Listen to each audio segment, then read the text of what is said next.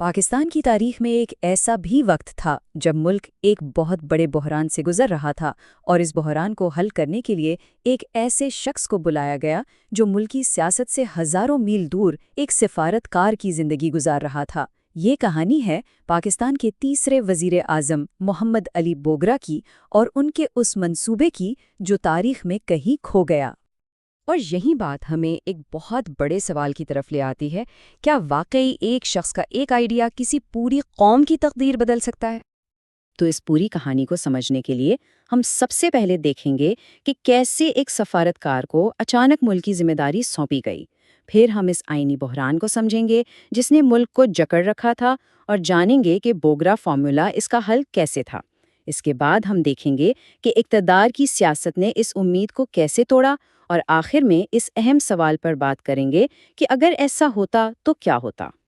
تو کہانی شروع ہوتی ہے ایک بہت ہی غیر معمولی واقعے سے، جب ایک سفارتکار کو راتوں رات واشنگٹن سے کراچی بلایا جاتا ہے اور سیدھا وزیر اعظم بنا دیا جاتا ہے۔ تو سوال یہ ہے کہ یہ محمد علی بوگرا تھے کون؟ دیکھیں، وہ کوئی روایتی سیاستدان بالکل نہیں تھے۔ 1909 میں بنگال کے شہر بوگرا میں پیدا ہوئے، کلکتہ یونیورسٹی سے تعلیم حاصل کی اور سیاست میں آنے سے پہلے انڈین سول سروس کا حصہ رہے۔ ان کی اصل پہچان ان کی انگریزی پر زبردست مہارت اور گہرا سفارتی تجربہ تھا۔ یہی پس منظر تھا جو انہیں اس کردار کے لیے ایک بہت ہی غیر متوقع انتخاب بناتا تھا۔ اور یہی تو سب سے دلچسپ بات ہے، جس وقت انہیں ملک کی باغ ڈور سنبھالنے کے لیے بلایا گیا، وہ پاکستان کی اندرونی سیاست سے ہزاروں میل دور تھے۔ وہ اس وقت امریکہ میں پاکستان کے سفیر کے طور پر اپنی خدمات انجام دے رہے تھے۔ اور پھر آتا ہے سال 1953۔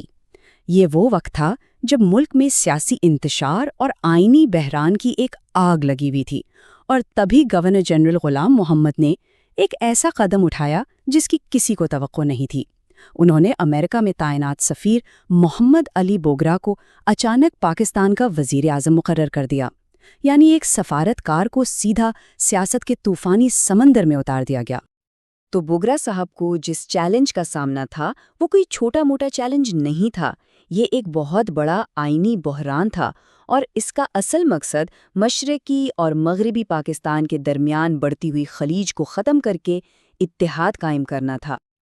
اب ذرا اس سلائیڈ پر ایک نظر ڈالیں۔ یہ اس وقت کے پاکستان کی بنیادی تقسیم کو بالکل صاف صاف دکھا دیتی ہے۔ ایک طرف تھا مشرقی پاکستان، جہاں ملک کی اکثریت رہتی تھی لیکن وہ صرف ایک صوبہ تھا۔ دوسری طرف تھا مغربی پاکستان، جہاں آبادی کم تھی لیکن وہ کئی صوبوں اور اکائیوں میں بٹا ہوا تھا۔ مشرقی پاکستان کہتا تھا کہ ہمیں آبادی کی بنیاد پر نمائندگی دو، جبکہ مغربی پاکستان کو یہ ڈر تھا کہ پھر تو ایک ہی صوبے کا غلبہ ہو جائے گا۔ بس یہی وہ سیاسی تعطل تھا جس نے آئین بننے ہی نہیں دیا تھا۔ تو اسی سیاسی ڈیڈ لاک کو توڑنے کے لیے محمد علی بوگرا ایک بہت ہی زبردست، ایک ذہین منصوبہ لے کے سامنے آئے، جسے تاریخ بوگرا فارمولا کے نام سے جانتی ہے۔ یہ قومی اتحاد کا ایک بالکل نیا خاکہ تھا۔ اچھا، تو یہ بوگرا فارمولا آخر تھا کیا؟ بالکل آسان لفظوں میں سمجھیں تو یہ ایک آئینی تجویز تھی جسے خاص طور پر مشرقی اور مغربی پاکستان کے درمیان سیاسی توازن اور نمائندگی کے نازک مسئلے کو حل کرنے کے لیے بنایا گیا تھا۔ یہ ملک کے لیے ایک نئے سیاسی ڈھانچے کا بلو پرنٹ تھا۔ اس فارمولے کی خوبصورتی اس کے 3 بنیادی ستونوں میں تھی۔ پہلا، 2 ایوانی پارلیمنٹ، یعنی ایک قومی اسمبلی اور ایک سینٹ۔ دوسرا، اور یہ سب سے اہم نقطہ تھا، کہ دونوں ایوانوں میں مشرقی اور مغربی ونگز کے درمیان مجموعی طور پر برابری کی نمائندگی ہو تاکہ کسی ایک ونگ کا غلبہ نہ رہے۔ اور تیسرا، ایک بااختیار وزیر اعظم جبکہ صدر کا عہدہ بڑی حد تک علامتی ہو۔ یہ ڈیزائن دونوں بازوؤں کے سب سے بڑے خدشات کو دور کرنے کی ایک شاندار کوشش تھی۔ اور مزے کی بات یہ ہے کہ یہ صرف کوئی کتابی بات نہیں تھی، کوئی تھیوری نہیں تھی۔ یہ فارمولا حقیقت میں سیاسی جماعتوں میں تیزی سے مقبول ہو رہا تھا، کیونکہ یہ دونوں طرف کے خدشات کا احترام کرتا تھا۔ کئی سالوں کے تعطل کے بعد ایسا لگا جیسے آخرکار امید کی کوئی کرن نظر آ ہی گئی ہے۔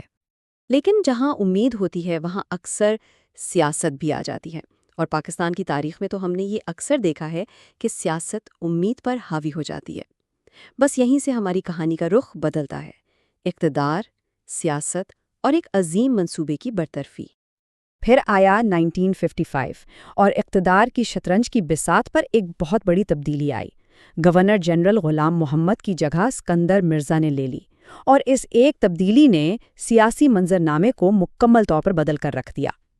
یہی وہ لمحہ تھا جس نے براہ راست بوگرا کے زوال اور ان کے فارمولے کے خاتمے کی بنیاد رکھی۔ اس پوری صورتحال کو اگر ایک جملے میں سمیٹنا ہو تو وہ کچھ یوں ہوگا: ایک آئینی حل تو پیش کیا گیا، لیکن جس شخص نے اسے پیش کیا اسے ہی اقتدار سے ہٹا دیا گیا۔ یہ ایک تلخ حقیقت تھی کہ جس وقت ان کا حل زیر غور تھا، انہیں ہی راستے سے ہٹا دیا گیا۔ یہ ٹائم لائن ان کے مختصر لیکن ہنگامہ خیز دور کی پوری کہانی بتا دیتی ہے۔ 1953 میں وزیر اعظم بنے، اسی سال فارمولہ دیا، اور صرف 2 سال بعد 1955 میں برطرف۔ ان کا انتقال 1963 میں ڈھاکہ میں ہوا، ایک طوفانی عروج اور پھر ایک ایسی خاموشی جو اپنے پیچھے کئی سوال چھوڑ گئی۔ اور ان کا یہ اچانک زوال ہی ہمیں اس کہانی کے سب سے اہم حصے کی طرف لے کر آتا ہے، ان کی میراث، جو ہمیشہ ایک سوال سے جڑی رہے گی: کیا ہوتا اگر؟ آئیے دیکھتے ہیں کہ تاریخ اس معمار کو آخر کس طرح یاد رکھتی ہے۔ تو وزارت عظمیٰ کے بعد محمد علی بوگرا نے کیا کیا؟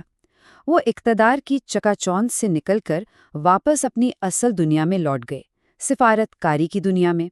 انہوں نے دوبارہ امریکہ میں پاکستان کے سفیر کے طور پر خدمات انجام دیں، فعال سیاست سے بڑی حد تک دور رہے اور اپنے انتقال تک ایک خاموش اور باوقار زندگی گزاری۔ تو آخر میں تاریخ محمد علی بوگرا کو کیسے یاد رکھتی ہے؟ دیکھیے، انہیں ایک لمبے دور حکومت کے لیے نہیں یاد رکھا جاتا، بلکہ ایک بٹی ہوئی قوم کو آئینی توازن کے ذریعے جوڑنے کی ان کی مخلصانہ کوشش کے لیے یاد رکھا جاتا ہے۔